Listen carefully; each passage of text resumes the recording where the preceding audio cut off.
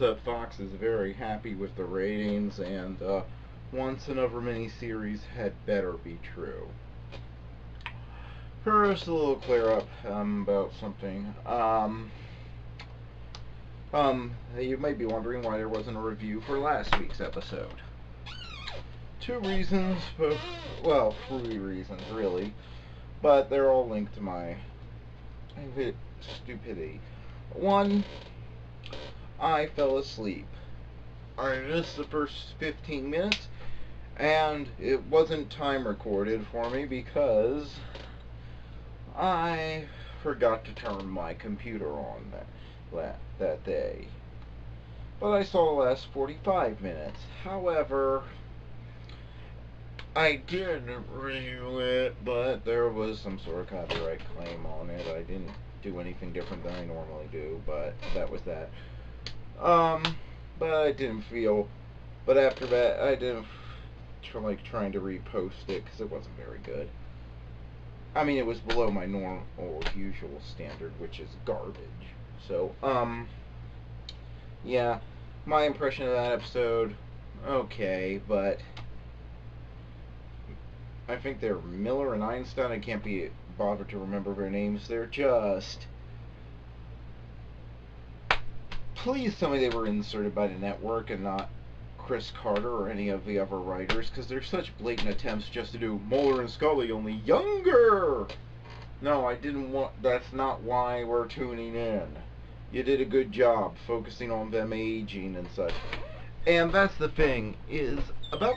Here's the thing, is, this episode overall, I liked it, I just didn't like that it ended on a cliffhanger. My only thing was that they acted like the internet is the only place that would be reporting it, and Joel McHale, I thought his character was completely discredited the last time we saw him. It's that, to the degree nobody would ever believe him about anything, so... why he was suddenly the go-to guy, and everything felt rushed and claustrophobic. It felt like the budget had run out. Like, that's what makes me worried about this cliffhanger ending. Is that it feels like the budget had run out, and, like, they were racing against time. This felt like it should have been a whole movie. It felt like... Here's what I think it should have been. Now, it feels like this should have been like the third X-Files movie. Like, it opens up with Scully working at a hospital and these mysterious illnesses start popping up, and then Mulder comes in and drags her back into this. And you didn't need Joe McHale's character at all to set any of this emotion. For everything being so big, and the Smoking Man actually sending people after Mulder, it really... you didn't need Joe McHale's character in any of these episodes. So, not only do I think it was a miscast that takes me right out of it, and that's not to say Joe McHale is doing a bad acting job. Lord knows he probably did better than any Ben Affleck performance I've ever seen, and that guy gets praised as though he's the greatest thing ever to descend to Earth from the heavens. So, yeah, it's not that it's a bad performance, it's that just the casting takes me out of it, and I don't think the character was necessary. And everything felt so rushed, it felt so compact, and then the fact that they were able to get the cure so quickly from Scully's DNA, it just felt like they were rushing, and it felt Star Trek-y is what it felt like, and that's not something that should ever be applied to the X-Files. That said, there were some good dramatic moments in it, and the cliffhanger, oh boy, yeah, that was a cliffhanger. Probably best one I've seen since, say, Babylon 5 went off the air, so... yeah, great cliffhanger. Just everything else felt so rushed. If I had to point to a problem with anything in this miniseries, I would have to say it's the fact that it feels like it's from writers who are used to working with longer seasons, and they didn't get their head into the space that was needed. I admire them for wanting to remind people of just how much variety the X-Files tended to have, so they gave us a little bit of everything in these 6 episodes, but it did leave the final episodes feeling rushed, and I really don't know why the Miller and Einstein characters exist unless they're supposed to be some cut-rate replacement for Mulder and Scully if David Duchovny and Gillian Anderson don't decide to come back. Which, oh yeah, that worked so well in the X-Files season, what, 8 and 9 was it? I'm trying to remember. But, that being said, it wasn't bad television by any stretch, and I've heard a lot of people complaining about this as being nothing but, this whole miniseries about being nothing but a cash-in and all that. I'm not here to debate other people's opinions or anything like that. I'm not smart enough to do that. But all I can say is that as somebody who's working my way through this series for the first time in years right now on Blu-ray and DVD, I don't think it's out of whack tonally, and Mulder and Scully don't feel out of character in this series. So I don't have a problem with this miniseries. In fact, as you can probably tell, I rated it all rather highly.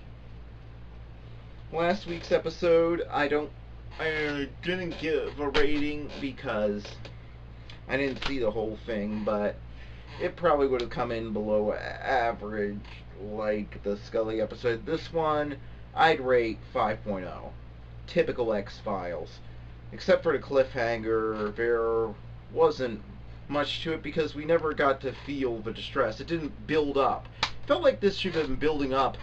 Here's what I would have done, is I would have had if you wanted to do the variety of episodes in the 6 episodes and such, I would have had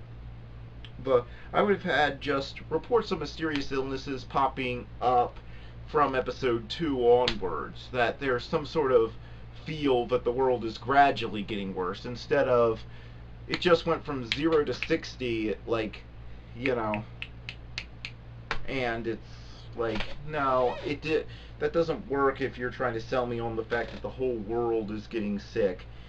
And yeah, so yeah, this wasn't that good an episode. But overall, I'd say this miniseries is better than I was expecting, and it shows promise for the future.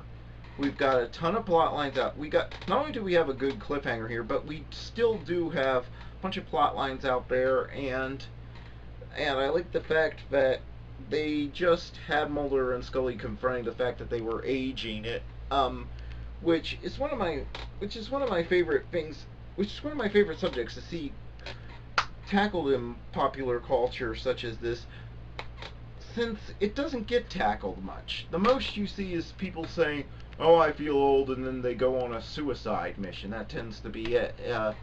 This is different. This is them just getting older, but they're going on living, so, you know. So, yeah, I think it was better than its detractors give it. I'm not saying that this was perfect, but I'm definitely think they did a decent job giving it as a jump-on point for new viewers, and I hope they do, and it's good enough that I hope they do more. And it featured one of my favorite episodes in the series, and here's the thing. I watched the X-Files for Mulder and Scully in character, some really good scares and horror moments, and the occasional conspiracy. Far-fetched conspiracy thing that, you know, probably won't make a whole lot of sense if I stop to think about it. This miniseries delivered all of that in 6 episodes, and it delivered one of the things that I watched the X-Files for, but I never think about watching it for, which is the occasional comedy episode. It delivered all of that. So I say it's a good job, and it beats having another reboot out there, or yeah, or big budget movie that would fail. The X-Files has always done its best work on television. It's like Star Trek in that way, and it's great. It was great to see it back on television, and as an occasional treat, once a year, once every couple of years, I would not be opposed to six more episodes, 8 more episodes, whatever they can produce as the occasional treat. And that's what this felt like to me. So, yeah, I give the mini series a 7 out of 10. It's better than most TV I see these days. It let there be emotional moments without devolving into a soap opera, and didn't turn itself into a Mulder Scully love story, despite the fact that I'm sure there are fans out there who wanted it to be. It it continued the series, and it felt like part of the series to me. So, good and bad. Every series has its good points and its bad points, and I think some people tend to idealize the past and think that the bad points were never there once a series is continued years later, or there's some sort of sequel or something. But um, I didn't see any bad points in this that weren't points that had always stuck out about the X-Files. So, yeah, this episode 5.0,